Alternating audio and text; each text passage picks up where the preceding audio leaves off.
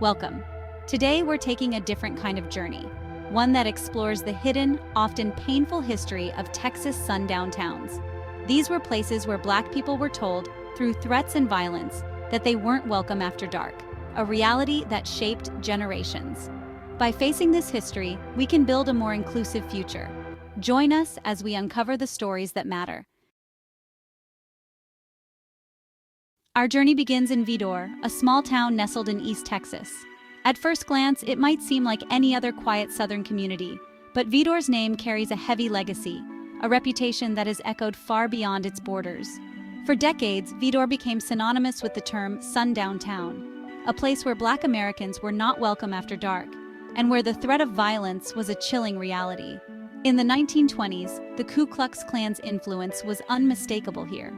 Their presence wasn't just felt in secret meetings or whispered threats, it was paraded openly in the streets. The Klan's power made Vidor's exclusion of Black people brutally clear, and their rules were enforced with intimidation, violence, and fear. For generations, Black families knew the risks. If they were caught in Vidor after sunset, they faced not just harassment, but real danger. The empty highways at dusk were a warning, a silent signal that safety ended with the daylight. The fear was constant, the threat ever present. Stories have been passed down of Black motorists stranded on rural roads, desperate for help, only to find law enforcement complicit or even hostile. The terror wasn't just rumor, it was a lived experience, a legacy that haunted families for generations. Even as the decades passed, the scars remained.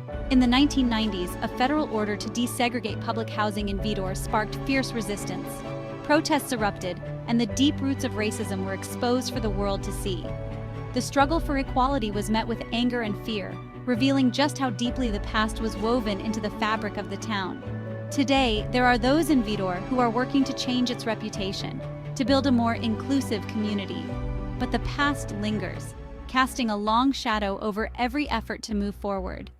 Vidor's story is a stark reminder that these weren't just attitudes, they were policies, written into law and enforced with violence. The signs at the town's edge weren't just warnings, they were declarations of exclusion, backed by the threat of force. The legacy of that exclusion persists. Remembering this painful history is not just about looking back, it's about honoring those who suffered, those who were denied safety, dignity, and opportunity. To truly move forward, we must acknowledge this history, confront its truths, and listen to the stories of those who lived through it. Only by facing the past can we hope to build a better, more just future. When we remember, when we learn, and when we act, healing can finally begin. The dawn of a new day is possible, even in places long defined by darkness. Next, we arrive in Greenville, a small city nestled in Hunt County, Texas, a place where exclusion wasn't just whispered about, but boldly declared for all to see. Greenville's story stands out because the town made its intentions unmistakably public, leaving no room for doubt about who was welcome and who was not. For decades, a notorious sign stood in the heart of downtown, reading, "The blackest land, the whitest people." This wasn't just a slogan, it was a warning. Banners and posted notices made it clear. Black people were not safe in Greenville after sunset.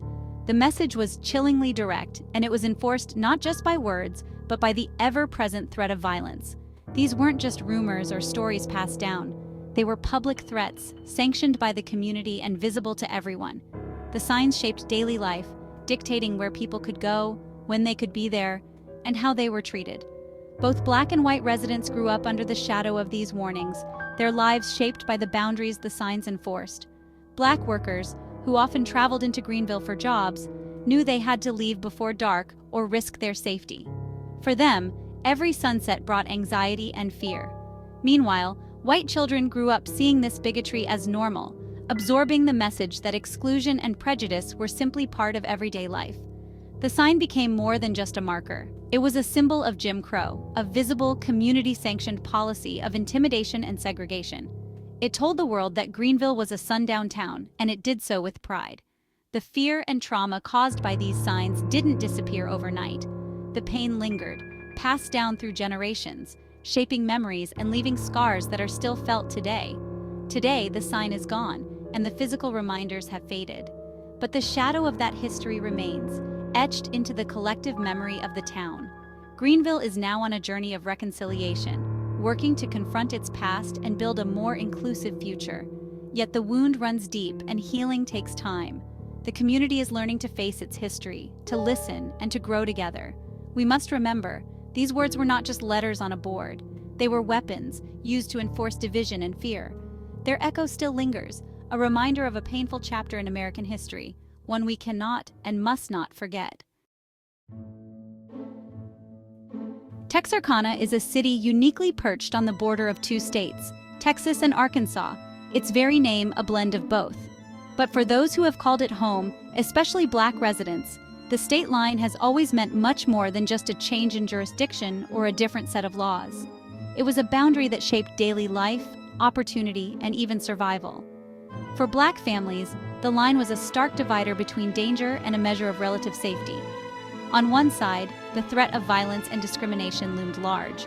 On the other, there was at least the hope of community and protection. The Texas side of Texarkana was infamous for its sundown policies, unwritten rules and posted warnings that made it clear Black people were not welcome after dark. These policies were enforced not just by law but by custom, with local authorities and townspeople alike upholding a system of exclusion and intimidation. As a result, many Black workers made their homes on the Arkansas side, where the atmosphere, while far from perfect, offered a greater sense of security and belonging. Each evening, as the sun dipped below the horizon, these workers would hurry to cross the state line, racing against time to avoid the dangers that nightfall brought on the Texas side. In Texarkana, a single step, just a few feet, could mean the difference between safety and peril, between being welcomed home or risking harassment, arrest, or worse. The city's duality was more than geographic. It was a daily reality that highlighted how invisible walls, built from fear and prejudice, could divide neighbors and entire communities. Even infamous crimes like the chilling Texarkana moonlight murders of the 1940s underscored the sense of lawlessness and fear that gripped the city, especially for those already living on the margins. Today, Texarkana works hard to present itself as a unified city, celebrating its unique position and shared history. But true unity can only be achieved by honestly confronting and understanding the city's divided past and the pain that came with it. The story of Texarkana is a powerful lesson in how both visible and invisible lines, whether drawn on a map or etched in people's hearts, can shape lives for generations. Acknowledging these divisions and the stories behind them is the first step toward healing old wounds and building a future where everyone belongs. Only by facing the past together can Texarkana truly come together as one community, united in hope and understanding. In Anna, north of Dallas, exclusion was enforced not by signs, but by silence and intimidation. For decades, Anna was an all-white town by design, maintained through threats and unspoken agreements. Black families were driven out or never allowed to settle. Census records showed a near-total absence of Black residents, a silence that spoke volumes. For Black travelers, the lack of Black faces was a warning. Every stop was fraught with tension, every glance a reminder of exclusion. Anna's demographics are changing, but true inclusion requires confronting this history. The most powerful threats are often unwritten, but deeply understood. Remembering Anna's silence is essential to building a better future. We must break that silence to move forward.